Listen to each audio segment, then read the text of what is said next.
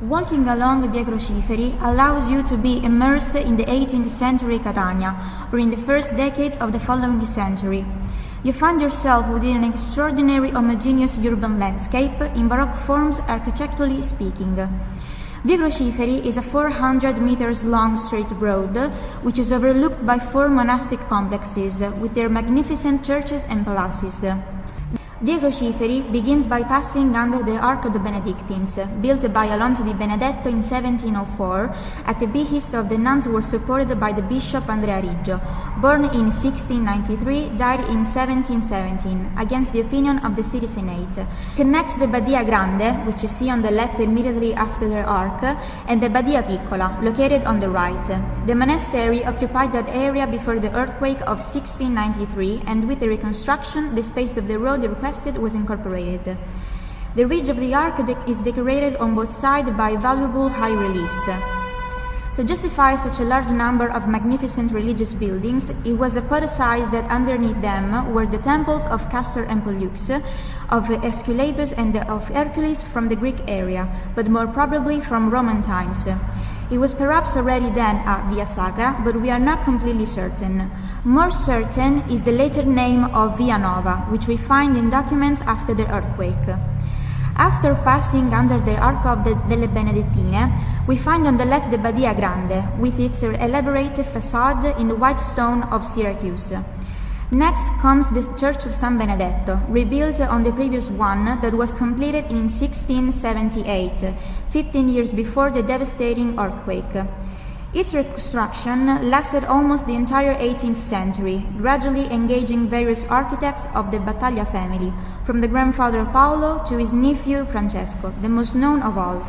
It was consecrated in 1763 by the Bishop Salvatore Ventimiglia, born in 1757, died in 1771, to start construction again under the direction of Antonino Battaglia.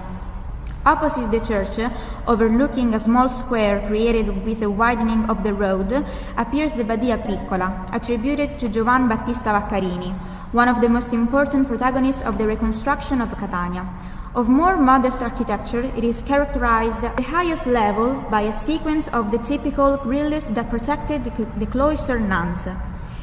Next on the right is Via Alessi, which overlooks Via Crociferi.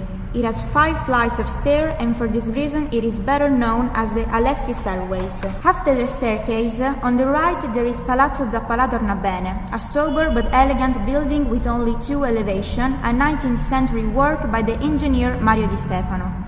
On the opposite side, the considerable size of the Church of San Francesco Borgia and that of the adjacent Jesuit College can be admired.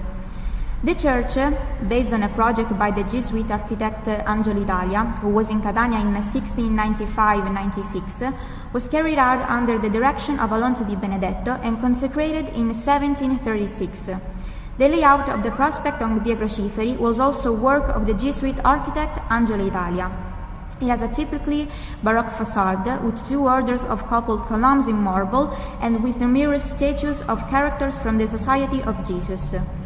The college became in 1779 a house of education of the poor people, then in 1834 Royal Home of Charity, then the seat of the court, and finally of the State Institute of Art.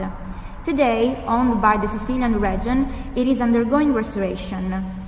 The construction stretches lengthwise in Via Crociferi for 150 meters, and it is equipped with 4 courts, including delegation and service courts. Moving forward, we find the Church of San Giuliano, elegant and complex Baroque work by Giuseppe Palazzotto, with its original oval plan that was combined with a Benedictine monastery.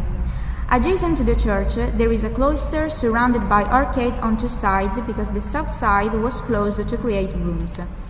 We now have reached the intersection with the perfectly straight and steep Via Antonino di San Giuliano, planned immediately after the 1693 earthquake by the urbanist called by Giuseppe Lanza, Duke of Camastra. It was immediately entitled in his honor, Strada Lanza. Flat level from sea to Via Etnea, it first to climb uphill the last stretch towards the Monte Vergine Hill. For this reason, it is known in the city as the Ascent of San Giuliano.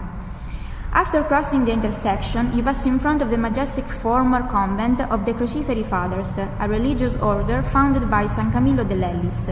The right corner is occupied by the 18th century Palazzo Bonaccorsi of the Marquises of Casalotto.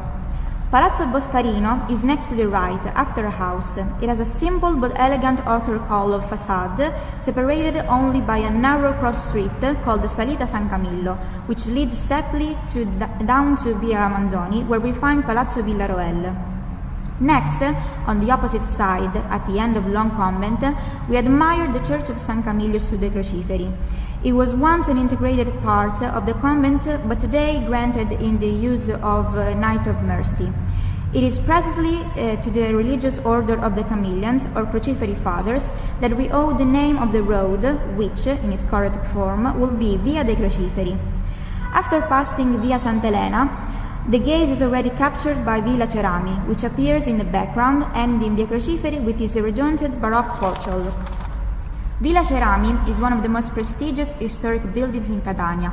To carry out the main part was Domenico Rosso, third Prince of Cerami, on the spur of Peninello. On the delightful mountain, unfortunately turned off long ago, which is still today at the entrance of the villa, in Via Crociferi one can read, with such nobility of style, Publico non a publico, hic publicus.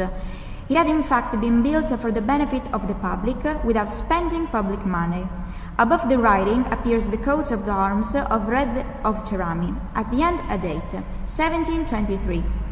In the days and hours of activity of the university, it is possible to enter the court and climb on the first open-air terraces. On the opposite side of the fountain, a narrow staircase allows you to go down Via Peninello and reach Piazza Stesicoro and Via Tennea.